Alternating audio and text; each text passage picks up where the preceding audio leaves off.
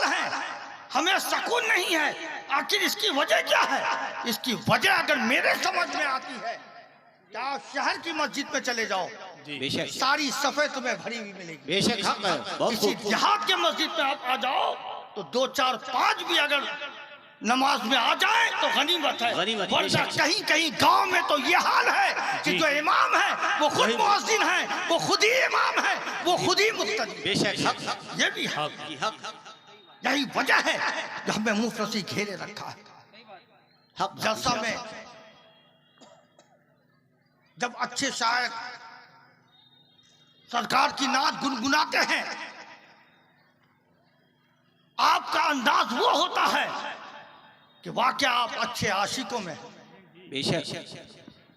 तो ये जलसा तक ही महदूद रहेगा या इस जलसे से इसके रसूल को लेकर अपने सीने पे लेकर अपने घर को जाओगे? अरे मोहब्बत करना सीखो। दौलत के पीछे हम दौड़ते हैं, शहर बुलंदी की तरफ हम दौड़ते हैं, लेकिन आखिर तो है मौत। आखिर मौत है।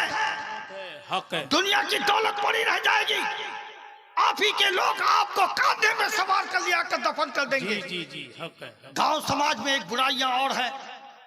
इस माशरे को मैं अच्छी तरह समझता हूं कि आपकी ही इलाके का हूं, जी आप ही के इलाके का नजदीक का हूं। थोड़े से बात हुई, मुंह से गालियां निकल गई। हत्ता कि आप ताकतवर हैं तो लाठी का इस्तेमाल कर लिया, मगर बेदार हो जाओ, होशियार हो जाओ। सरकार फरमाते हैं कि कयामत के दिन एक शख्स खड़ा होगा कि अल्लाह मेरी मग़फ़िरत फरमा दे, मुझे बख्श दे। अल्लाह फरमाएगा कि तुम क्या लाए हो? गौर से सुनो, अल्लाह फरमाएगा क्या लाए हो? कि अल्लाह मैं दुनिया में नमाज पढ़ता था, मैं रोजा रखता था, तेरी बारगाह में नमाज और रोजा को लेकर आया हूं। तो अल्लाह फरमाता है कि तेरी मग़फ़िरत हो जाएगी।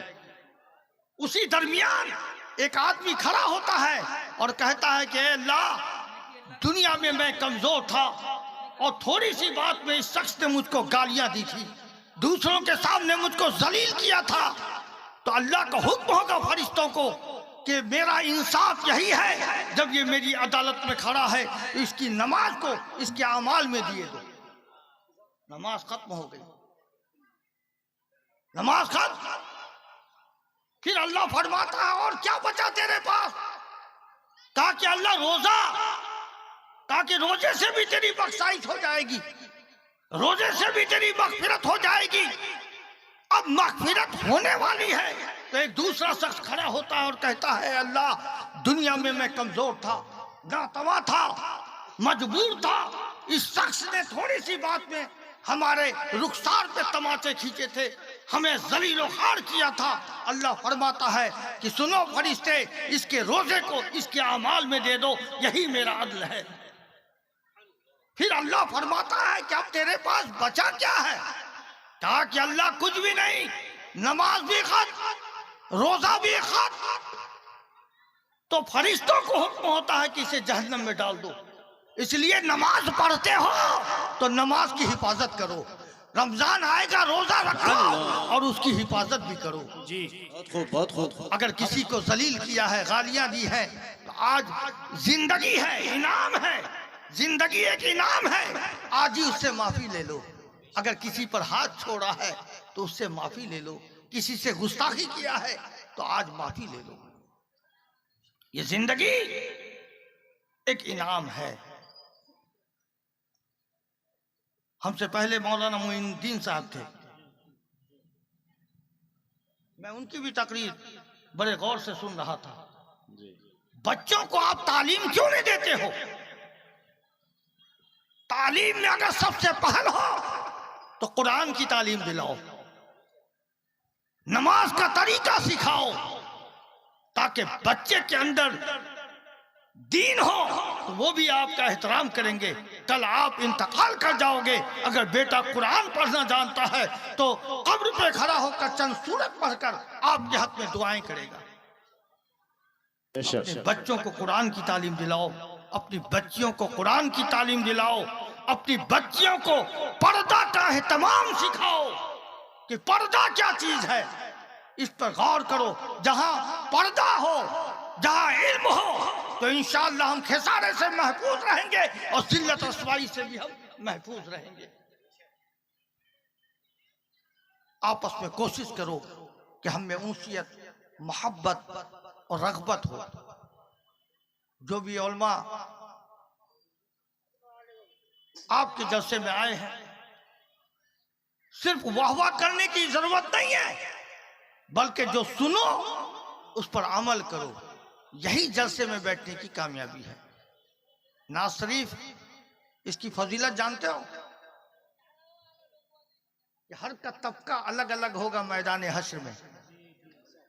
नाद गो का तबका ही अलग होगा जो सरकार पर नाद पढ़ता। जी जी जी, बेशक।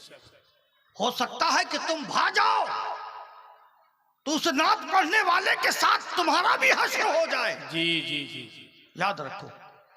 इसलिए सुनना सीखो, और जब जब नबी का नाम आए दिल ही दिल दरूद पाक भेजो, दरूद पाक का इसाले सवाब भेजो, तो आपका बैठना और मेरा बैठना बिल्कुल कामयाब हो जाएगा।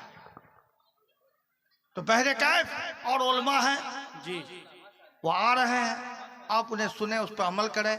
हमारे यहाँ खानकाह चिश्तिया अज़मतिया बास बैरिया में जो उर्स है वो 22 और 23 फरवरी है। 22 फरवरी में दिन में आए तो इससे होगा क्या, जोहर ता असर मोए मुबारक का ज़ियारत है और करबला की खाक का ज़ियारत है, और तबरुकात के आगे जो दुआएं की जाती है वो दुआएं कबूल होती है।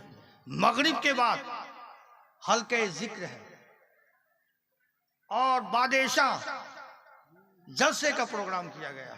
हमारा वाहिद ऐसा स्टेज है, मैं डंके के चोट पर कहता हूं कि वाहिद स्टेज हमारा ऐसा है जो हर सिलसिला के लोग वहां मौजूद हैं। सुभान अल्लाह, सुभान अल्लाह। हर इख्तलाफात से दूर है हमारा खानका। जी, हर से मोहब्बत करना हमारा किरदार है। उसी किरदार की हम किरदार के लिए मदू करते हैं लोगों को। ये सिर्फ जबान से हम नहीं बोलते हैं, बल्कि अजमती स्टेज से ये मैसेज हमने दिया है कौम को कि इस सुन्नियत है क्या, इत्तेहाद है क्या। सब खानका हमारे हैं, सब हमारे सर के ताज हैं, और हम समझते हैं कि 22 तारीख को तशरीफ लाएं और 23 तारीख को 9 बजे से 10 बजे के दरमियान आस्ताना आलिया मुक़द्दसा पर कुल शरीफ का प्रोग्राम है, चादर पोशी है। तमाम ज़ायरीन के लिए मखसूस दुआएं होंगी। और 8 मार्च को खुटिया में जलसा है, हमारे अजीजुल कद्र मौलाना असद इकबाल साहब भी उस जलसे में है। 8 मार्च में मेरे और रिजवान मियाँ साहब की सरपरस्ती में वो जलसा, सरपरस्ती में दोनों का ही नाम है। बड़ा चालाक है कुटिया वाला, एक तरफ मुझे रखता है, एक तरफ रिजवान मियाँ को रखता है, बीच में जेरे सरपरस्ती कर देता है। अब हम लोग समझ नहीं पाते हैं कि सरपरस्ती किसका। ये भी अदा बहुत पसंद है मुझे। ये भी अदा मुझे बहुत पसंद है कि एक तरफ मेरा नाम है और एक तरफ रिजवान मियाँ साहब का नाम है, बीच में लिखा हुआ है जेरे सरपरस्त। तो ये अदा मुझे बहुत पसंद है। ये अदा आप लोग भी अपनाओ। हर खान का हमारे लिए काबिल एहतराम है ना। और बड़ी खुशी हुई इस स्टेज में आने के बाद, नाज़ शरीफ सुनने का भी मौका मिला और खिताबत भी सुना। अल्लाह तबारक ताला हमें और आपको बाअमल बनाए, नमाजी बनाए। अच्छा ये बताओ कि मैंने नमाज के मुतालिक जो कहा है, सच बोलना और हक बोलना, आज से कितने लोग नमाज पढ़ोगे? हाथ उठाओ। कितने लोग नमाज पढ़ोगे आज से? हाथ उठाओ, देखना चाहता हूँ। सुभान अल्लाह, सुभान अल्लाह। देखो वादा कहाँ कर रहे हो? जहां सरकार का जिक्र हो रहा हो, जहां सरकार की महफिल हो, वहां वादा कर रहे हो। इसलिए इस वादा से फिरना मत।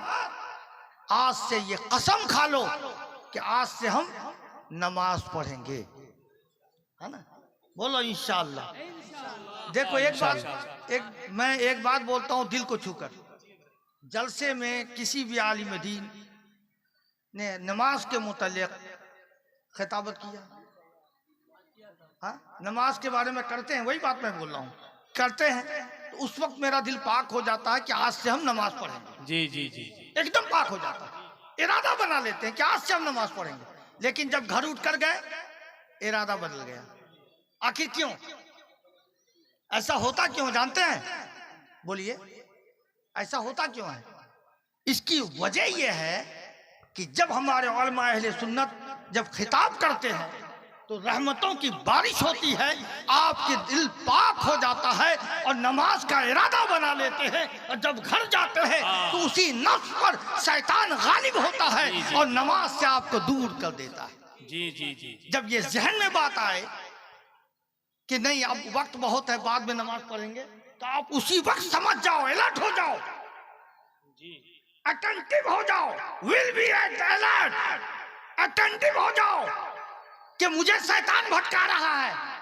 और ये कसम खा लो क्या शैतान, मैं तेरा बंदा नहीं हूं, मैं तेरी बात को नहीं मानूंगा, मैं खुदा का बंदा हूं। और उठो, वजू कर लो और नमाज के लिए तैयार हो जाओ।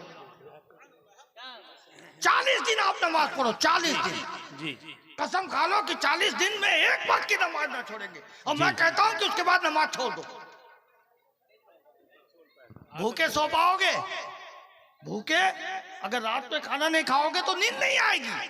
उसी तरह नमाज की वो आदत हो जाएगी कि नमाज पढ़े बगैर आपको नींद ना आएगी, सुकून ना मिलेगी। इसलिए नमाज की पाबंदी करो। जी, क्या बात।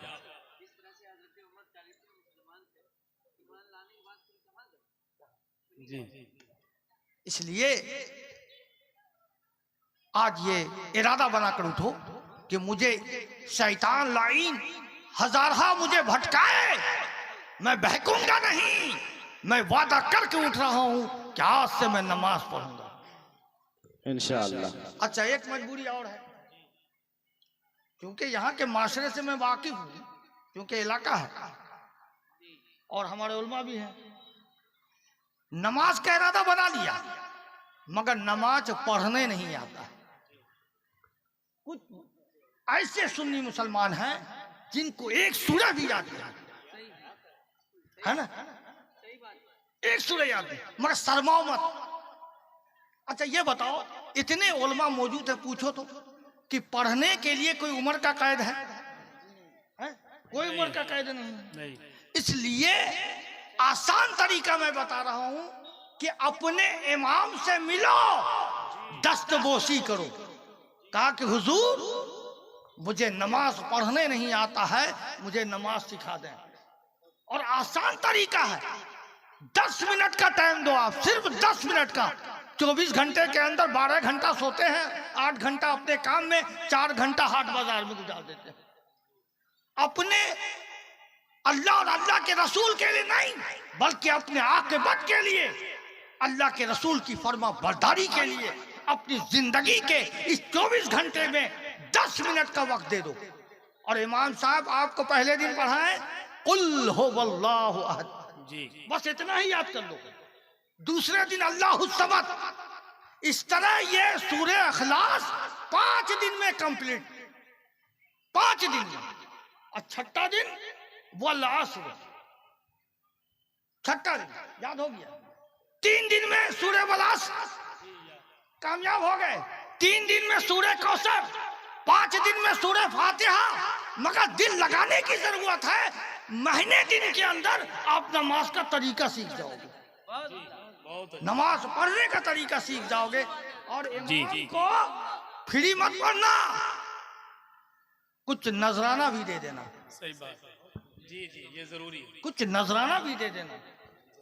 और हमारे माशरे की ये खराबी है जी, बहुत अफसोस है कि उलमा जहां निकाह पढ़ाते हो जी, अगर किसी ने हिम्मत अफजाई की 2500 रुपया अगर नजराना दे दिया तो सबकी नजर चली गई। चली गई। सही बात है कि 2500 दे दिया, जी। इतना देने की क्या जरूरत थी?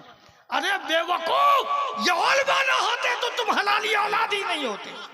सही बात है, सही बात है। अगर ये उलमा है जी तो तुम्हें तुम्हारे लिए हलाल करते हैं, तब हलाली औलाद पैदा होता है, याद रखो। इसलिए उलमा की जात को समझो। उलमा की शख्सियत को समझो। हाँ? इंतकाल कर जाओ, दौलत है तो हिस्सेदार बेटा होगा। बेटा होगा जी। निकाह कौन पढ़ाए तो आलिम, जनाजा कौन पढ़ाए तो आलिम, चालीसा में फातिहा कौन करे तो आलिम, कब्र में खड़ा हो करे साले सभा भेजे आलिम, मगर वो हिस्सेदार नहीं होगा। सही बात है। उलमा, हमारे अहले सुन्नत व जमात में जब उलमा की अहमियत को समझ लेंगे, उसके कदरदान हो जाएंगे, जी जी तो तुम्हारे घर में खुद ब खुद बरकत होने लगेगी। जी जी जी। फिर मुझे हिसार करने की जरूरत नहीं पड़ेगी, तावीज देने की जरूरत नहीं पड़ेगी, फूकने की जरूरत नहीं पड़ेगी, दाफे बला का दुआ नहीं बताना पड़ेगा। इसलिए खुद अपने आप को बनाओ कि बला आपसे पनाह मांगे, मुसीबत आपसे दूर भागे। इसलिए अपने किरदार को बदलो, आपका घर बदल जाएगा, आपकी जात बदल जाएगी, आपका मुकाम बदल जाएगा। जी बहुत। नमाज का वादा किए हैं, मजबूरी है, नमाज पढ़ने नहीं आता है ना, मगर मगमूम मत हो जाओ, गमगीन मत हो जाओ, अपने इमाम से मिलो और 1 महीने के अंदर नमाज के लायक 4 सूरह तो जरूर याद हो जाएगा। 5 सूरह हो गया कंप्लीट, है ना, 5 सूरह हो गया कंप्लीट, सूरह फातिहा, है ना, सूरह वलास, सूरह कौसर, सूरह इखलास, है, और जो फातिहा के आखिर में पढ़ते हैं सुभान रब्बिक रब्बिल इज्जति अम्मा यसिफून, वो भी 3 दिन में याद हो जाएगा। हो गए नमाज के लायक, नमाजी बन गए। अरे नमाज पढ़ के तो देखो कितनी सुकून मिलेगी। अच्छा, एक मिसाल और मैं देता हूँ कि यहाँ जो बेनमाजी के लिए जी एक एक्सपीरियंस जो हमारा है, जो तजर्बा हमारा है, जो बेनमाजी है, उसके लिए मैसेज मैं दे रहा हूं कि घर जाना, अपने चेहरे को आईने पे देखना, अपने चेहरे को आईने में देखना, उस चेहरे को याद रखना कि मेरा चेहरा कैसा है, और हफ्ता दिन तक आईना मत देखो, और हफ्ता दिन नमाज पढ़ो, और हफ्ते दिन के बाद आईना निकाल कर देखो, तुम्हारे चेहरे के रंग बदल जाएंगे, तुम्हारा चेहरा रौनक नुमा हो जाएगा। बहुत अच्छा, जिंदाबाद।